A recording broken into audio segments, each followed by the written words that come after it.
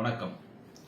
நேற்று பார்த்தீங்கன்னா மதிப்புக்குரிய அண்ணன் நாம் தமிழர் கட்சியினுடைய மூத்த நிர்வாகி சாட்டை துரைமுருகன் அவருடைய வீட்டு வாசல்ல நிறைய பேர் உட்காந்து போராடுறாங்க.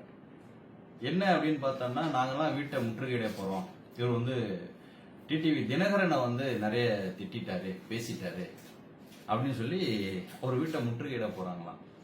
முதல்ல அரசியல் நாகரிகத்தை என்னன்னு கத்துக்கங்க. டிடிவி தினகரன் கட்சியில் இருக்கக்கூடியவர்கள் ஒரு சில பேர், எல்லாரையும் சொல்லல, எனக்குமே நண்பர்கள் நிறைய பேர் இருக்காங்க. ஏன் இந்த வேலையெல்லாம் பண்றீங்க? உங்களுக்கு சாட்டை துரைமுருகனோட கருத்து ரீதியான மோதல் என்றால் உங்களுடைய எதிர் கருத்துக்களை நீங்க வெளியிடுங்க. அல்லது அவர் சார்ந்த கட்சி நாம் தமிழர் கட்சி இருக்கிறது, அந்த கட்சி குறித்து நீங்கள் அவருடைய கொள்கை குறித்து விமர்சனம் பண்ணுங்கள். நீங்க ஏன் தனி மனிதனை எதிரியா சித்தரிக்கிறீங்கன்னு தெரியல. அவரு சாட்டை துரைமுருகன் அவர்கள் அவர் ஒரு கருத்தியல் ரீதியா சில விஷயங்களை முன்வைக்கிறாரு. அதுக்கு நீங்க எதிர்ப்பு பண்ணுங்க. எப்படி எதிர்ப்பு பண்ணணும்னா, சட்டப்படி எதிர்ப்பு பண்ணுங்க, கருத்தியல் ரீதியா பேசுங்க.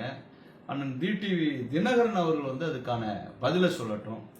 அதை விட்டுட்டு நான் அவங்க வீட்டை போய் நாங்க மறியல் பண்ணுவோம், முற்றுகை பண்ணுவோம் அப்படின்னா, அதிகமான ஓட்டு சதவீதம், உங்களை விட பல இடங்கள்ல அவங்க அதிகமான ஓட்டு சதவீதத்தை வச்சிருக்கிறாங்க. அவங்களுக்கு அதிகமான இளைஞர்கள் நிர்வாகி இருக்கிறாங்க நாம் தமிழர்ல.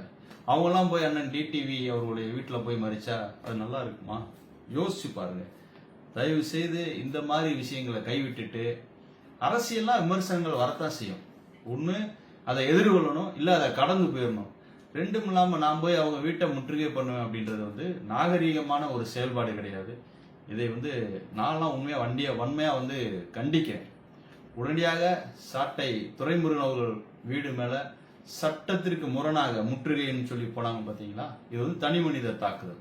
அவங்க மேலாம் நடவடிக்கை எடுக்கணும். இதை அனுமதித்தால் எல்லா கட்சிக்காரங்களும் யாரும் அடுத்தவங்களை விமர்சனம் பண்ணா அப்ப உடனே அந்தந்த கட்சிக்காரங்க இன்னொரு கட்சிக்காரனோட வீட்டுல போய் முற்றுகை பண்ணிட்டு இருப்பாங்க. இது எல்லாருக்கும் பொருந்தும். அதனால சட்டப்படி நடவடிக்கை எடுக்கணும் அரசாங்கம்.